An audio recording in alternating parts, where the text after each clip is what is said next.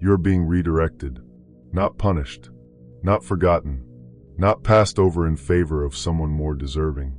Redirected, with the specific precision of someone who can see the full map while you are standing at the part that looks like a dead end.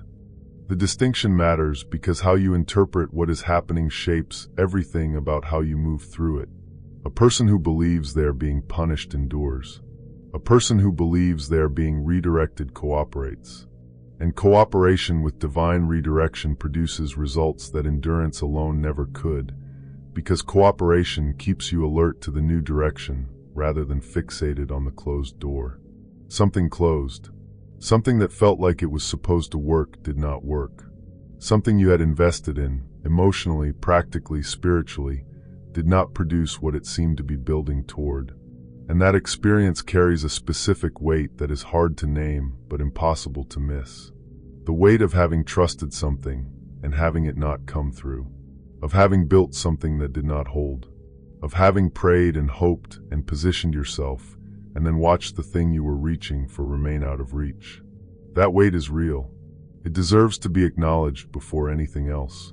Because the tendency in spiritual conversations is to rush toward the reframe, to get quickly to the part where this all makes sense, without fully honoring what the closing actually cost. It cost something. You had to let go of more than just a plan. You had to let go of a version of the future you had already started living in your imagination.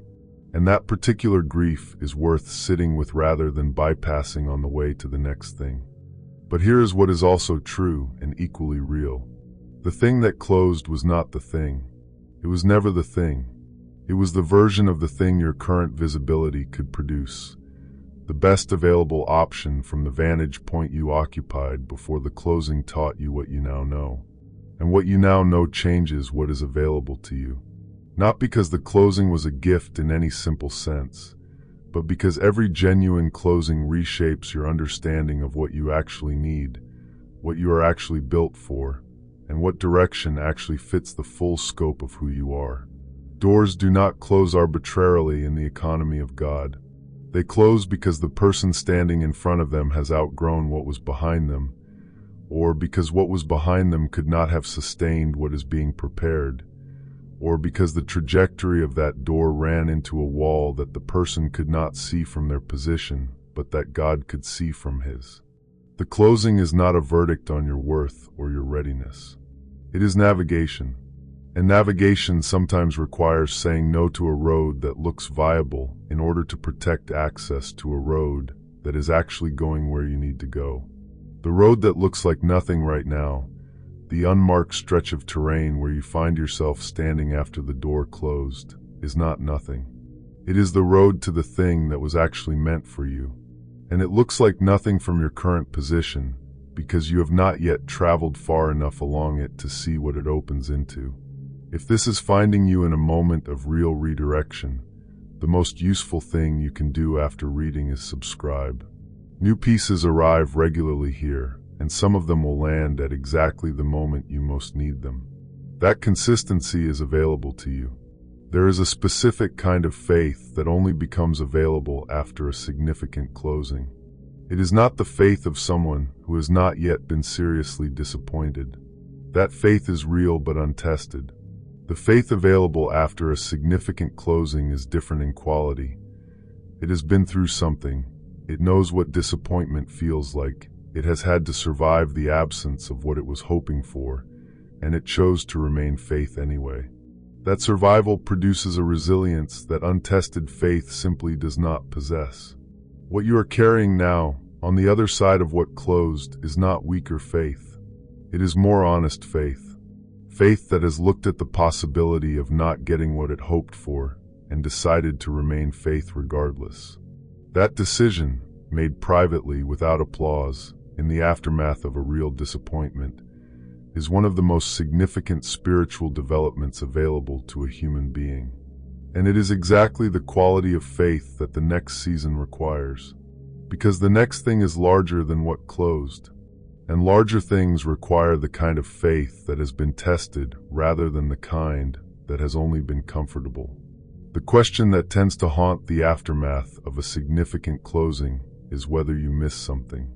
whether there was a decision point where a different choice would have led to a different outcome, whether the closing was the consequence of your own miscalculation or misreading of what God was doing. This question is natural, and it is worth taking seriously. But it is also worth knowing its limits. Sometimes closings are the consequence of decisions, and the honest examination of those decisions produces wisdom that serves the next chapter. That examination is valuable when it is honest and proportionate.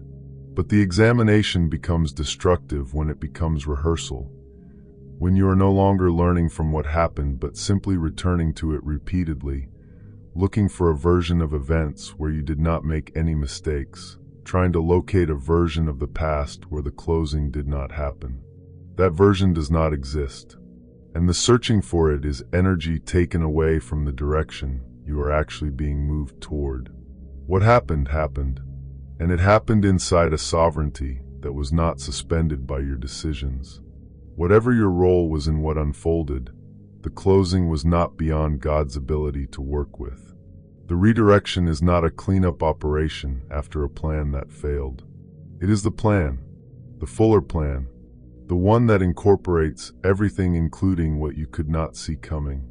One of the more difficult things about redirection is that the new direction is rarely immediately clear.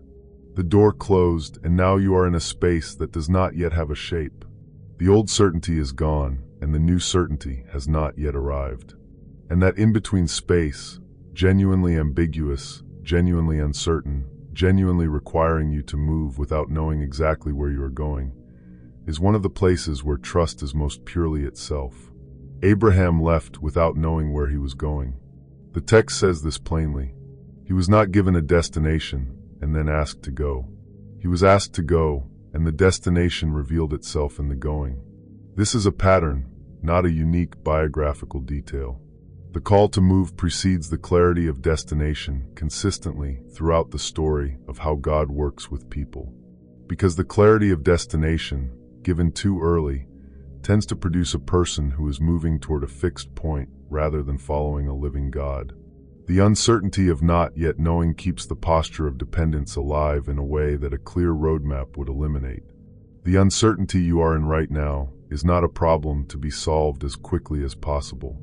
It is a posture to be inhabited with as much genuine trust as you can bring to it, not pretending to know what you do not know, not manufacturing false confidence about a direction that has not yet become clear.